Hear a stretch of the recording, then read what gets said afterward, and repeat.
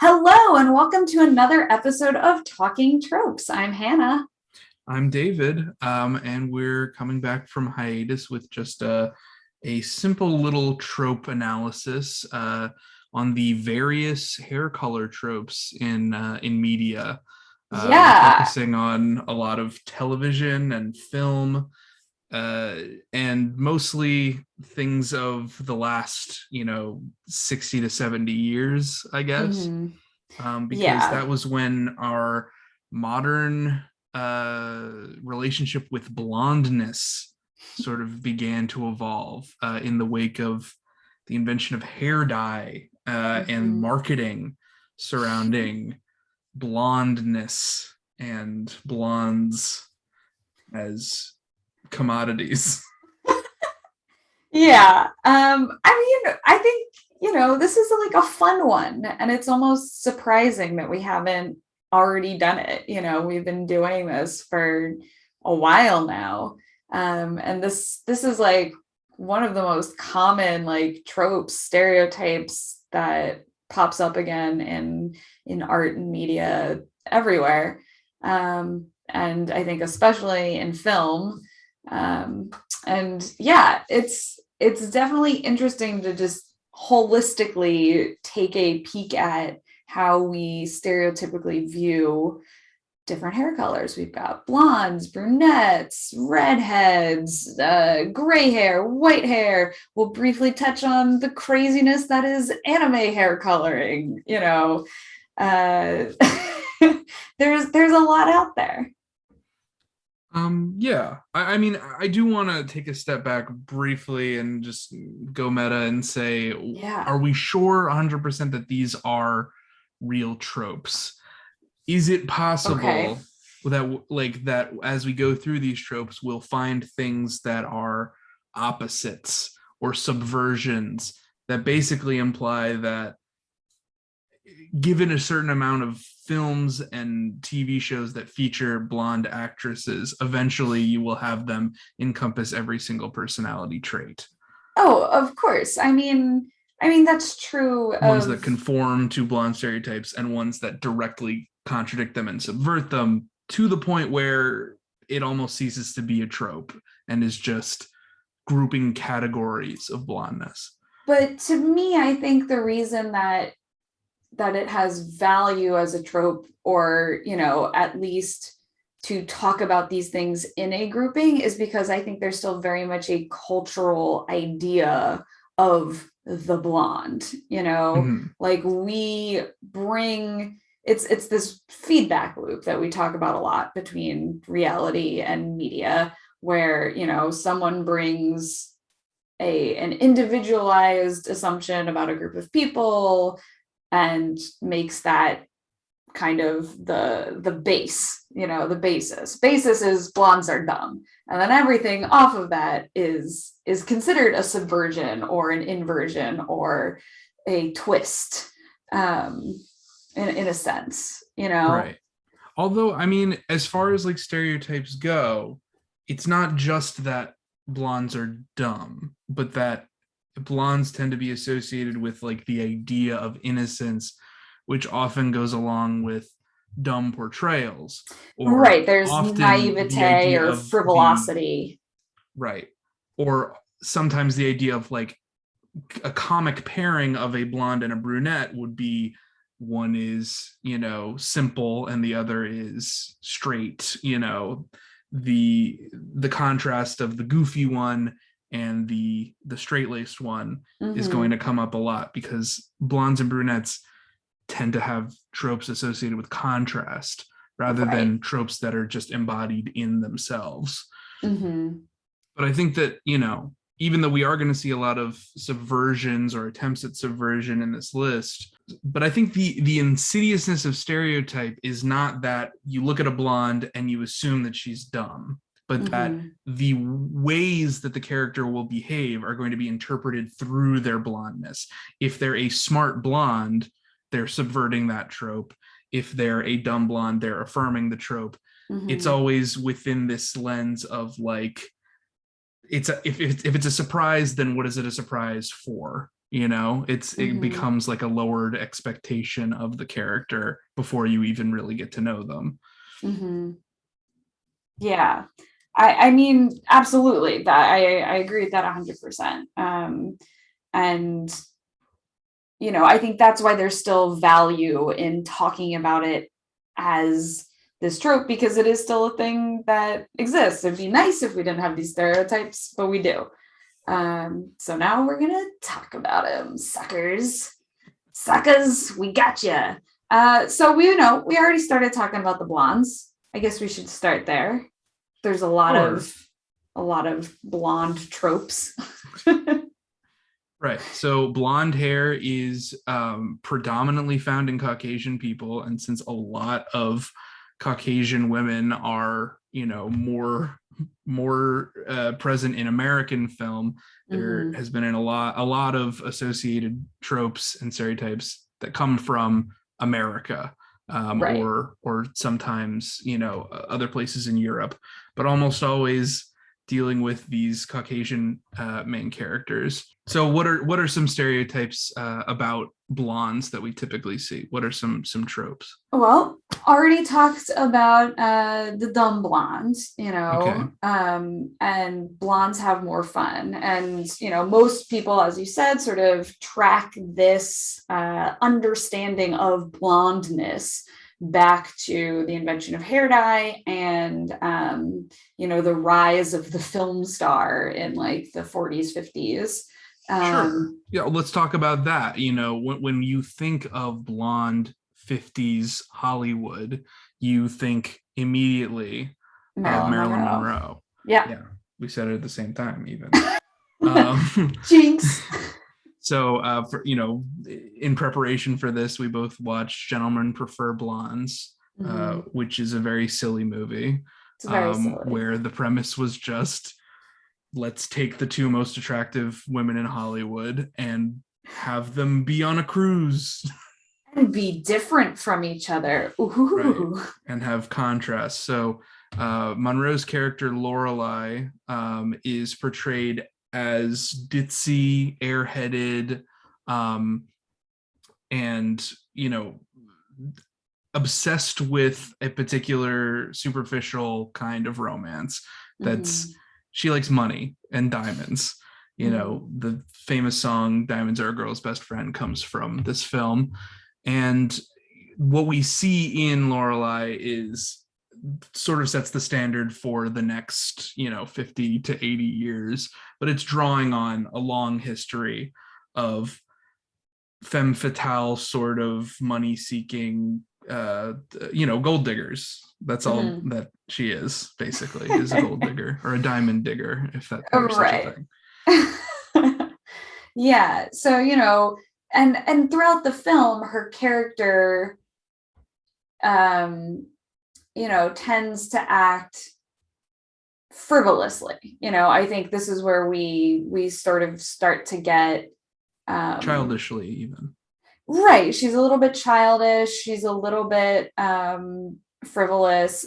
I think you were also talking about how blondes can be perceived as like innocent or naive. Right. And I think, it's the viewing of being being that way makes you dumb. It's not that you just have not experienced things. It's, oh, you're dumb, you don't know better about the world. Right. Yeah. It's an innocence meets an ignorance. And Yeah. so when she's confronted with questions about things that everyone should know as an adult, she'll immediately not know those. But I think that where the film tries to subvert her low intelligence, they strike on something kind of interesting about the way that stereotypes work. Because she's not a stupid person. No, like it's just a very sort of privileged ignorance that she has. Right. Yeah. But also, even though she's ignorant, she has an intelligence, a wit, a cleverness, because there's a scene where she confronts a maitre d, trying to get a wealthy man seated at her table, And she's very aware that a lot of single men have already bribed this maitre d' to place them at her table. Uh-huh. So she is sort of subtly letting this maitre d' know that if the person that she wants at the table isn't there, she simply won't have her meals at that table, and then everyone will demand their money back. So she's manipulating him into getting what she wants, the same way that she would manipulate this wealthy diamond magnate into giving her this tiara, this diamond-studded tiara. So her wit and her cleverness is filtered through her blondness, which means it has to be through the lens of romance, portraying herself as innocent, feigning ignorance, and playing the part of the desired object in order to get what she wants. So it's still like a passive feminine role for her, where she is, subtly taking control by, using her feminine wiles or whatever. Right, like finding power within the structures of the patriarchy, basically. Right, but always, I'm just saying it's written by men in a very specific way where her cleverness has to be only because she wants to get something from a man. Right. So Lorelai's companion on this trip, for contrast, is brunette, and so is portrayed in many ways to be the opposite of Lorelai, whereas Lorelai is only interested in one man, a total monogamous relationship that's almost entirely about material wealth. Her counterpart, played by Jane Russell, is Dottie. Dottie is just interested in men for the other thing that men are good for besides money in the 50s, for their bodies. So she pursues an entire Olympic gymnastic team, and I guess swimmers also, just all the Olympic athletes. And she has no need for monogamy at first, but then, by the end, of course, everyone has to have a wedding gown on, because it's the 50s still. Yep. The Hays Code in full effect. Right. I mean, I don't even know if you needed to for something so light and frivolous as this, like it's based on a Broadway show, but like really it's just a farce for farce's sake, with plenty of just comedic scenes of these two bouncing off each other. And again, like the contrast, she's portrayed as more knowledgeable, more worldly, more independent, more, I guess, feminist in some ways, because she's a brunette. Whereas Lorelai is portrayed as, classically feminine or traditionally feminine. I think that is like exactly what blondness sort of has become, like almost because of this movie, is that, there's a lot of different things, there are many different individual aspects that are sometimes contradictory that you could group under traditional femininity, or traditional blondness. And I think that's where the blonde tends to go. And then I think subversive characters, or somewhat non-traditional, it's the all girls and then other girls. You could even, rather than categorizing it as traditional or non-traditional, categorize it as like regressive or progressive femininity, like a sort of an oppositional, contradictory femininity, or an allegiance to an accommodating of a kind of regressive femininity that has conservative political implications. It's something to consider, that like men, if we're filtering, like if men are more attracted to blondes in the 50s, right, which I'm not saying necessarily they were, but that was the general sense at the time, then somebody who would dye their hair blonde could be perceived stereotypically as somebody seeking out men's affections, right. without, asserting their own individuality. I mean, yes. I think it just goes to, it's the superficiality of, it's considered like, oh, most people have brown hair. So if you're dyeing your hair blonde, woo, you must be like looking for male attention. You're asking Right. for it in Whereas, on the other hand, if you're a natural blonde, a way. maybe you're embodying a sort of Aryan, an Aryan Greatness. ideal Yeah. of what white American girls should be: Mm-hmm. hometown, homegrown, non-urban. I think there is a political aspect to all of these Totally. stereotypes, beyond just the naturally political aspect of, we're grouping all women into two categories. Right, right. Like Or it's possibly very three, if the story will accommodate it. right. And again, it only tends to apply to young women too. Um, Mm. because as women get older, hair grays. So, once you have gray hair, then you're considered, entirely sexually done for. Like you have no desire to anyone anymore. You go on the shelf and you're already a mother or a grandmother, and like, that's kind of where you belong. But then, in the context of young women, it's, oh, what flavor of white lady do I want? Do I want? But I don't know. I wouldn't necessarily agree with you there, because, and I'm not an expert in this show by any means, Okay. but Golden Girls, Yes. right? I mean, Yeah. Blanche is the redhead, right? Yes. And she's the fiery, sexual, out there one. And Mm-hmm. Betty White, blonde, is the ditzy, not all the way there one, correct? Mm-hmm. Do you watch Golden Girls? I know Golden Girls, but I don't. mean, so I'm pulling this sort of out of thin air. But I mean, yes, like the like, oldest one, whose name I'm forgetting, is seen as just like old and non-sexual and non-feminine.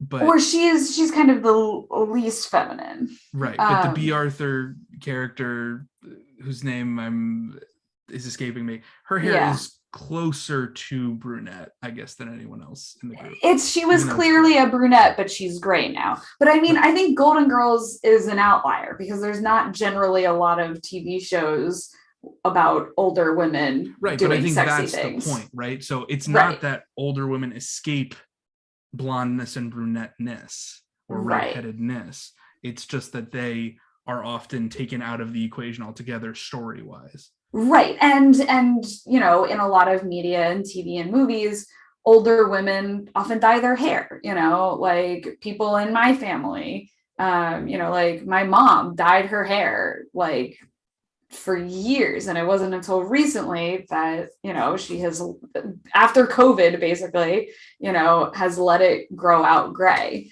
Like people keep up, quote unquote, these appearances. For contrast, men will sometimes put a touch of gray in to add an air of sophistication. The silver fox is a trope that has made George Clooney a lot of money. But I've also seen an advertisement for touch of gray just for beards and mustaches. I don't know why they would be different in terms of their reaction to the chemical that it's a different kind of hair. Yeah, but I mean, it's the same type of pigmentation, right? But like the hair, I'll tell you, it's different. You're woman-splaining beards to me. I'm not woman-splaining beard. I mean, I'll call it what they are. It's your pubic hair, David. It's a different kind of hair follicle. It needs different shit than your head hair. No, I know, but it's just funny to me to get a touch of gray just in your beard. Anyway. But it's a classic idea that being older for women lessens your social relevance and social power in certain ways because you're no longer seen as sexy or desirable. Whereas for men, it lends a sense of authority and knowledgeability, I guess, to your persona. That is sort of our stereotype for Touch of Grace, you know. Yeah, Silver Fox, definitely a gray-haired trope.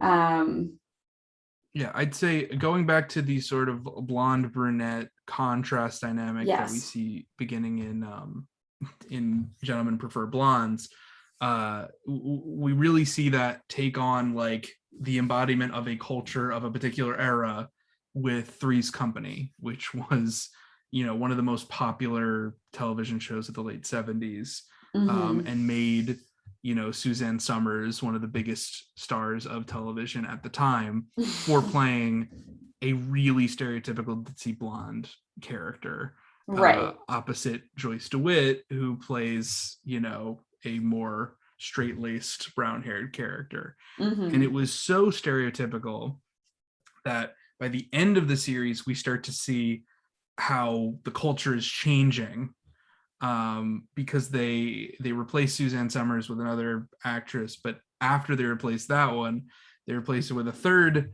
actress, Priscilla Barnes, who plays Terry Alden, who was a nurse and was I believe she was a nurse, and she was portrayed as like a brainy blonde.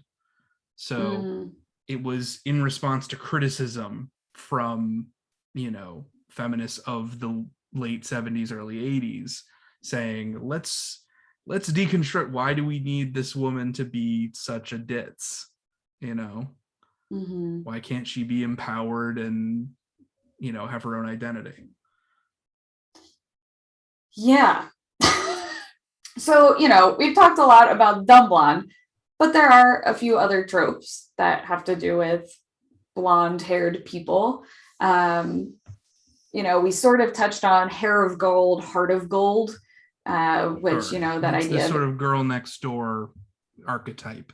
Yeah. Which I think also goes back to a sort of Aryanness, a sort of homegrown country flavor that we associate with blondness, where it's extremely Caucasian. But it's not, you know, weird Caucasian like Irish or, you know, Scottish or something. Or like, you know, boring Caucasian, like the brown haired people, well, that make up most of them. To speak in the parlance of the 50s, Asians have, you know, black hair and brown hair, so, you know, who cares? It's like, you know, an association of dark hair with dark skin, so an association of light hair with light skin. And so yeah, the innocence, it definitely has a political dimension and almost fascist sort of dimension to it.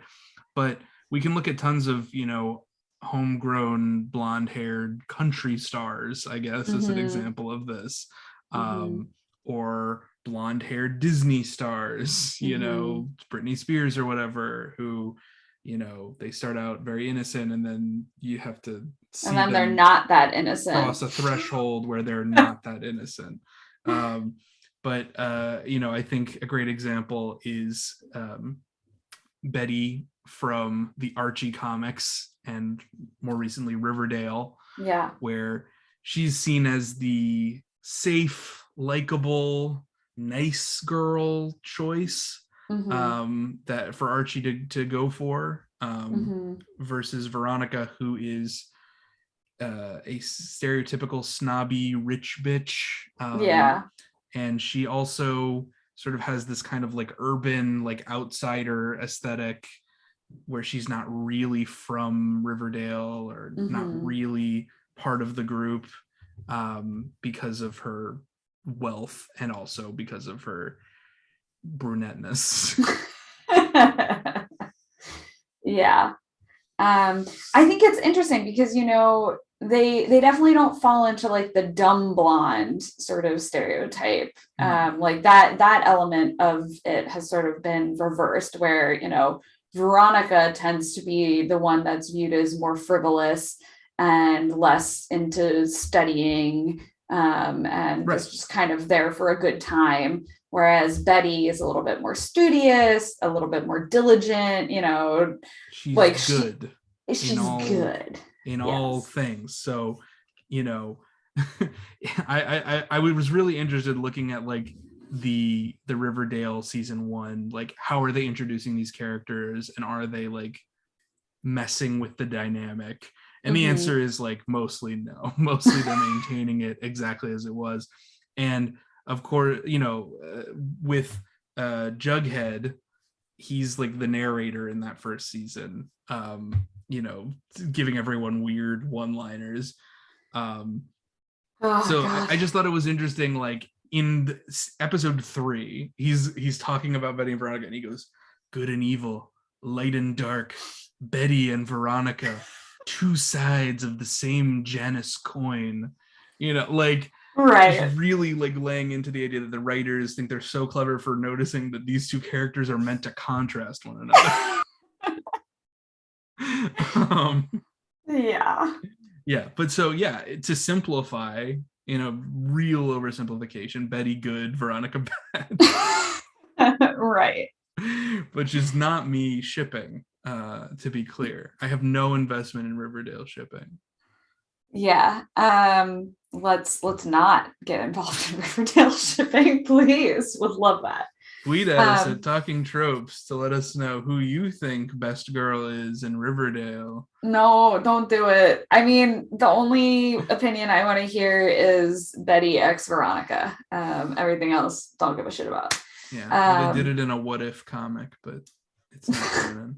they did in a what if comment, and then there was the queer baiting gay kiss in season 1, Right. but that's it. Um, yeah. So, I mean, Betty Veronica, very classic examples when we've got the two hair colors sort of contrasting against each other. And I think Right. part But of part of the reason that this dynamic has continued throughout like film and television is because it's a visual medium and it's really quick visual coding for people to be like, here's right. one character, they're like this. Here's another character, they're like that. You Right. can tell because of their hair. Right. Well, in comics and cartoons, there was, you need contrast because if you're printing in black and white and you draw in a particular style, I mean, Betty and Veronica are basically indistinguishable other than their hair. uh, there's no way to tell them apart. And then, for television, same sort of thing. It's in black and white at the start, and it's difficult to see. It's very blurry. So Mm-hmm. it makes sense to differentiate your characters that way. Now, Mm-hmm. they didn't really think to do it with people of different races, which are also pretty easy to visually distinguish. Oh, I mean, they did it. They just did it in the most racist way possible. Right. But I mean, in early TV, it was a whole lot of just like, well, there's black shows which have black people in them, and then there's white shows. And I think, the Betty and Veronica are most similar, and Archie is really who I'm talking about, is most similar to The Many Loves of Dobie Gillis, which was an early television show where, yeah, he has a brunette who's pining after him, who's like a brainy nerd and kind of a homebody, and then he's always going after the popular blonde or otherwise beautiful looking classmates. So the Mm-hmm. idea of like the overlooked brunette is a big thing, but also That's yes. it can be subverted where there's an overlooked blonde character who Mm-hmm. the main character is always going after the brunettes or something. Right. It's um it's if they're playing the blonde as I think the blonde falls really nicely into the Madonna horror complex where, mm, you're either the naive girl next door blonde or you're the slutty, sexy, like bombshell, frivolous blonde that everyone lusts after. Yeah, I mean, I think there are characters that are definitely like in the middle of those. I But mean, like yes, the yes, thing but I'm is, I think saying, just that we always read we read who they are through their hair, like as one of the first things that we think about for mhm, them. So like I think about, for contrast, maybe like a show like Community on Mhm. NBC, which is, a well that I go to a lot, where two of the main characters, Britta and um and Annie. Annie, they aren't exactly stereotypical blonde and brunette in the first season. Yes, Annie is portrayed as the more innocent one. She's not as worldly, and she's brunette. She's studious and very responsible and empowered in herself, I guess. Mhm. But she's also pining after a guy. It's like a very hometown romance sort of thing. And Britta is more worldly. She's an activist. She's more feminist, Mhm. and she's portrayed as not necessarily smarter, but more Engaged. She's street engaged. savvy. Right. And she's promiscuous in a way that Annie's portrayed not to be as Mhm. well. And a sexually available character. She's being pursued by the main character, Jeff, in that Mhm. first season. Right. And then we also have the Black woman, Shirley, who, is completely sidelined by, Right. like isn't even a part of this common conversation. Right. Well, I mean, there's a lot of identifiable things about Shirley that make her not traditional for network TV romance. Right. But she has a romance, but it's sort of, to use a loaded term, segregated. Yes. Um, Um, but I was going to follow up just the Britta thing real quick, which mhm, is she over time becomes a ditz in the mhm, series and sort of maybe starts to conform more to her blondness, or maybe we mm, just read it that way because she's mm, becoming more, in Dan Harmon's words, Charlie Brownish, in that mm. she's a lovable loser who never does anything right. She can't But kick that that football. she can't kick the football. She will attempt things that don't go the way that she plans. But Mhm. that's not necessarily blonde, but it's easy to fall into the trap of accidentally writing a blonde character who continuously demonstrates that she's not very worldly at all, that she actually doesn't know anything about how the world works. Right. I think we've neglected redheads for far too long now, David, and I would really love to get to some redhead rep on this pod. Okay. So I think redheads, they're an even more specific sort of ethnic enclave of media. They're so heavily associated with Irish characters in America, at Mm-hmm. least. Probably due to a lot of Irish stereotyping and Irish, uh, prejudice in America that doesn't Yeah. necessarily exist in all parts of the world, I but mean, it also exists in the certainly UK. exists in the UK. Right. Yeah. But not necessarily in, like, I don't know, France, I where a mean, lot of maybe. I other don't know. media might come from. For I don't. example, I believe that, or maybe not in Canada either. I don't know, because Canada has more of an Irish sort of lineage. Um, But but it also has, it was part of the UK for right, a I very don't know. long I'm just time. I'm just thinking about the differences that are specific to Yeah. America that I might mean, blur what people perceive redheads to be. Um, so, I mean, like, there's redheadedness, just literally genetically is a rarer trait in uh, human populations. I think globally it's only like 2 to 3% of the world population has red hair. I think in America it's something like 2 to 6% of the population. So if we're saying 6% of the population is redheads, then that's still pretty rare. um, so, you know, I think these stereotypes often develop in the same way that stereotypes um, can develop when something isn't a common. Like okay, so there's you're just saying they're othered, they're yeah, distinguished, they're right, prominent. and so And it's for visually, striking visual television or exactly. film or comics or Um, animation. right. I mean, I like think there's that's fair. historical prejudice against redheads, yes, with the Irish, though redheadedness is, I looked this up, it's actually more common in the Scottish population than the Irish population. Sure. Um, so But we who associate it with both because we're racist. yeah. Um, But like in the Middle Ages, um redheaded women were sometimes persecuted as witches, literally right. because they had red hair, As and were it's anybody who looked any different in any way. exactly If you had alopecia, if you had albinism, if you had a any mole. kind of disability or difference in your Hmm. appearance, yeah, you were probably labeled as either a witch, monster, or simpleton, or something Heretic. bad. Yeah, or Yeah, bastard often. right, right. So we So get a lot the of the the redheaded stepchild yep. is it's just code for bastard, basically. That's the association that they're trying to get across when they say beat him like a redheaded stepchild. Wait, Like you who would said beat that? your That's the expression. That's the full version of the expression. I don't know if I've ever heard that. Yeah, you Full say like, expression. oh, you beat him like a redheaded stepchild of whatever. Um, Wow. because it's someone who you would abuse and be Right. justified in doing so, according to an outdated form of morality.